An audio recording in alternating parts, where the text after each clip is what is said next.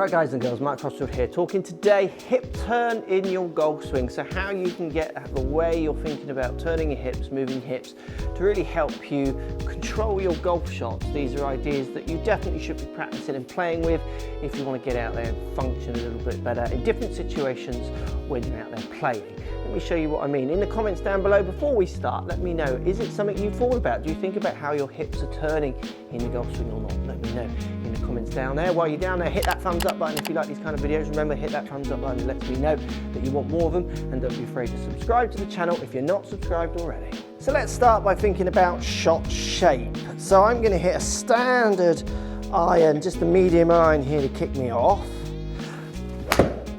So that's just my standard shot where I move my hips, what I would call kind of the normal way I'm moving them without really thinking. Next shot, I'm going to fade it. So I'm going to try and cut this ball in there. You can see it just moving off to the right, so a little bit of fade spin, a little bit of left to right curvature. So on that swing, I definitely moved my hips in my eyes in a different way in my mind. Now I'm going to draw one, aiming more right, face more right, going to try and get path more out to the right. This one I'm going to get maybe my hips going a bit deeper, a little bit more up on this left leg when I hit the ball to try and push this path to the right. And there you go, see it curving back to the left. Let's just show you those three swings. So here's my regular shot. And you can see from my trace, it's a little bit left here. My trace gets messy because I jump it around, but I'm basically going into a right foot, quite even, a bit more in the toes than I am maybe the heel. Down swing into the toes, but it's moving quite straightish. You can see from the dotted line that it's slightly left generally. And then coming onto the toe to out of that left foot onto the heel.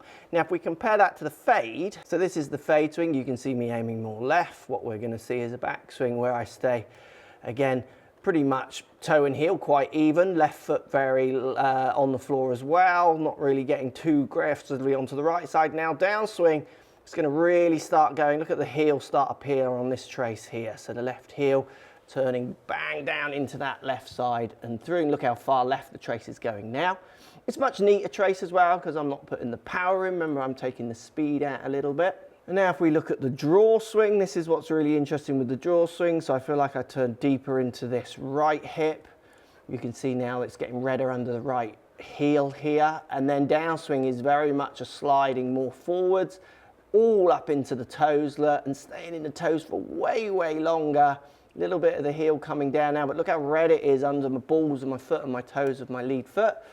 And definitely much more, 92% over onto my lead foot as I really try to slide. You can see my hips going out from underneath me here. So I try and move that path to the right.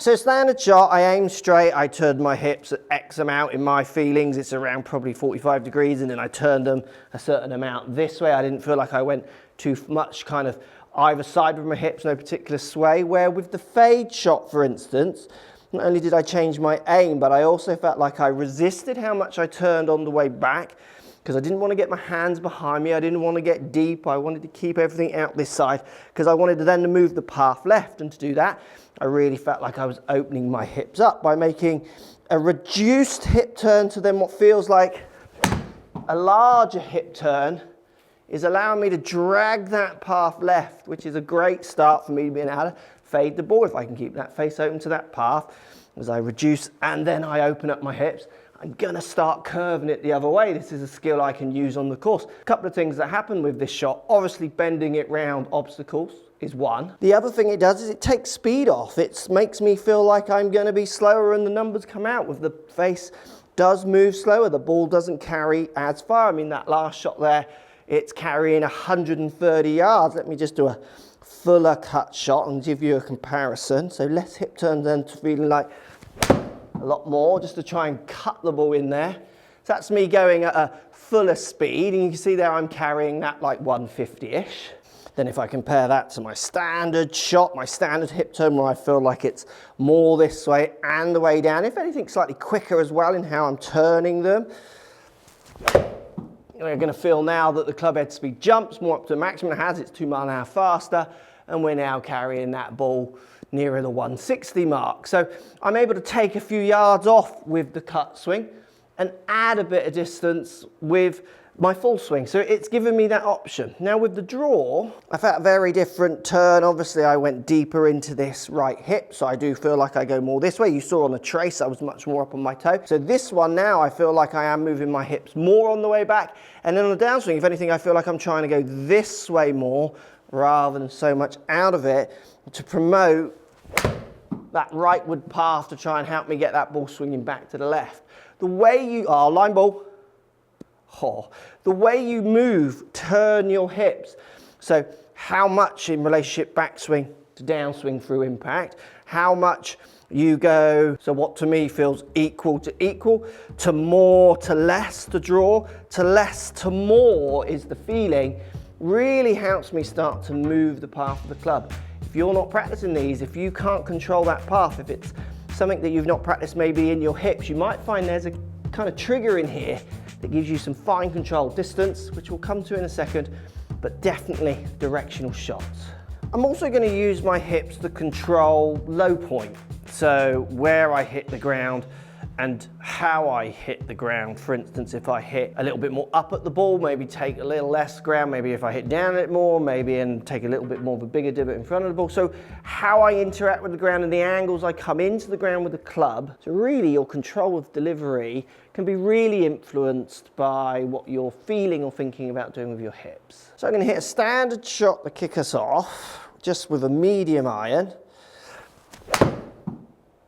Now what I'm going to do is a second shot where I try and get my launch, say, higher. I'm going to go over something. I'm going to add loft to this club. But what I'm going to do is I'm going to keep the ball position and setup all the same. What I'm going to do is change the way I move my hips in relationship now to my chest, if you like. So what I'm going to do is I'm going to turn my hips, what feels like around the ball, but I'm going to make sure my upper body goes behind the ball, so that way. So as an exaggeration, I'm going to feel like I move this way, and then downswing, I'm going to try and get my hips going out a bit more from underneath me, because I want to bottom out earlier to try and hit this ball. Say on the way up, I'm going to add loft, but I'm not going to change ball position.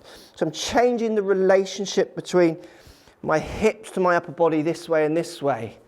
So if anything, I'm trying to slide them out from underneath me. So if we just show you those two shots, so very much downswing for me there was this way, hips again sliding out from underneath my upper body, try and get that club bottoming earlier to get almost up at it is the feeling. So this is my last shot. You can see I'm level with the ground, only 0.2 down, presented 33 degrees of loft, and I launched it at 27 degrees. If we look at the first shot here, 30 degrees of loft, so took 3 degrees off, launched at 24.5, so not quite the launch I wanted, but it's now 4 down. Definitely potential for this to get the ball launching loads higher. So I'm really manipulating the loft on these two clubs by changing the way I use my hips. So think about how that applies for you. Let's say you're someone who hits the ball really flat and low. You might find that you actually turn a different way.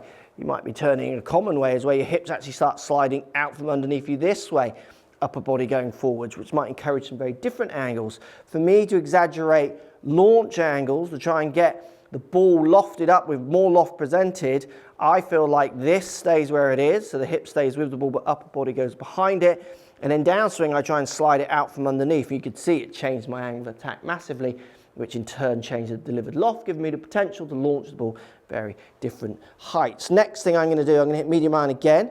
This time what I'm going to do is I'm going to feel like I turn on top of the ball. So I'm not going to feel like I get this upper body or my lower half going this side of my upper body. But what I'm going to do on the downswing is I'm going to feel almost like my hips turn back and my upper body goes forward. And I think you can guess what's now going to happen. So now we've got a very different flight and a very different delivery. So now we're down at 25 degrees of loft delivered, 19 launch angle, loads lower, and I was 9 down. By changing how I moved my hips. So I felt like the same amount of turn in those two, but my standard shot again, I feel like I'm turning and I'm turning this way. Upper body is slightly left behind. Then I exaggerated that feeling. So I turned but got my upper body over the right side of my lower half. So if anything, I felt like I turned my hips this way. Downswing carried that theme on exaggerated. That made me hit upper load more. Second swing, I turned the same amount on the downswing, but I felt like as I started to downswing, if anything, this started to turn back as my upper body went forward. I'm using it to change how I deliver that club. And I'm going to do that on the course to a certain extent, as well as moving ball positions, those kind of ideas, to change the trajectory of my shot. These are skills you need to be able to learn and practice. The way you turn your lower half in relationship to your upper half is crucial to being able to manage the delivery of that golf club. Let's think about how that relates with this club, the driver, where you are going to be having a different angle of attack, say to your iron. So where with my medium iron on the ground, I'm going to feel more centered with my turn, everything almost stacking on top of each other. What I'm going to feel with my driver is I am going to feel like my upper body gets this side of my lower half. I am going to feel like I've got a little bit more tilt, because angle of attack with my driver is going to be very different than it was with my medium iron. Remember, it was 4 or 6 down with this one. So if we compare that to me trying to hit a driver, where I definitely feel much more this way, so hips are turning, rotating. Remember, in all these examples, hips are also tilting as well, but I am trying to get the relationship between upper body and lower body different to my iron. It feels more this way. It feels more like I am getting some tilts in there. So this is my driver, even though it's an iron, I just flip it around on the machine. So 12 launch, 14 loft, and I'm now 5 upwards. Very different angle of attack. So the relationships between upper and lower half, how I move my hips, how I move them this way, as well as this way, totally going to encourage me to hit these different shots. So that's one of the biggest problems I see. I do see people hitting drivers with these stacked iron swings almost downwards, not being able to get these angles, and they just really struggle with them. And the last thing I'd like you to practice with your hips as well is speed control. How I move my hips, not only the amount, but the speed I move them would encourage me to move this club at different speeds, which is something that's key for good scoring. So I've got a green out here at 163 yards. So I've got a 9-iron in my hands. It's quite a big 9-iron for me, this. So I'm going to get my hips not only feeling like they rotate a good amount, I'm going to get my hips trying to move quite fast as well. So I actually feel like my hip turn on the way back and through is aggressive, plenty of speed. I'm going to use the energy in my lower body, legs and hips, to try and get it out to that club. So last shot carrying 157 yards. Now what I'm going to do, same club, and I'm going to absolutely go for it with my hips. I'm going to put a big turn back and through. I'm going to do it as fast as I can. I'm going to try and max out the distance with this club and see if I can get that ball right back to that green, even onto the back of it, lake at the front, those kind of ideas. That's flying up to pin high, that fraction more. Club head speed went up. That's now carrying 163 yards. I've pushed it on, and what I did with that again is I really snapped my hips nice and fast. Now what I'm going to do, rather than use my fade shot maybe to take power off, what I'm going to do is use my hips pretty much the same amount of turns, but I'm just going to slow down how fast I feel I move them. Give a nice controlled shot. This shouldn't reach this, it'll come up short, it might bounce on, but it's landing. Look at that, way short, club head speed down at 81, ball now carrying 143 yards. Now I'm not saying you have to think of your hips, this is just one way of triggering it. I've done a video on how you use your shoulders to do similar patterns. And through my life of playing golf, I've concentrated on how I use my chest and my shoulders, and then I've equally stopped that and thought more about my hips and my pelvis area to feel what that's doing. It's finding triggers that work for you. It doesn't matter what they are, but these are triggers you definitely should be playing with. So not only am I using my hips for power, club path direction, I'm also using them for speed control as well. If I want to hit a really small little pitched out, like under the trees kind of 9-iron shot here, I'm barely moving my hips at all. I'm keeping them quite stable and not moving them very fast. It all links up to what is delivered down at that ball, down at how that club is delivered down there at impact. The more you can manipulate, if your hips are going out from under your upper body or staying back and your upper body's going forward, your angle of attacks are going to change, your lofts are going to change. The more you can push your hips feeling like they're going more around on the way back and then out to the ball, and then even opening up more on the way down, that helped me shape it. And then obviously the speed as well helped me control the distance. These are all skills good golfers have, even if they don't articulate it to you. These are things when you go to the range, I'd love to see you play and practice with. You might find you have a lot more control of the ball than you think you do. Let me know in the comment section down below if this video helps or not. I'd love to hear it. As always, remember, hit the thumbs up button if you want to see more videos like this, and don't be afraid to subscribe if you want to keep up with the free golf videos that are posted weekly. Thanks for watching.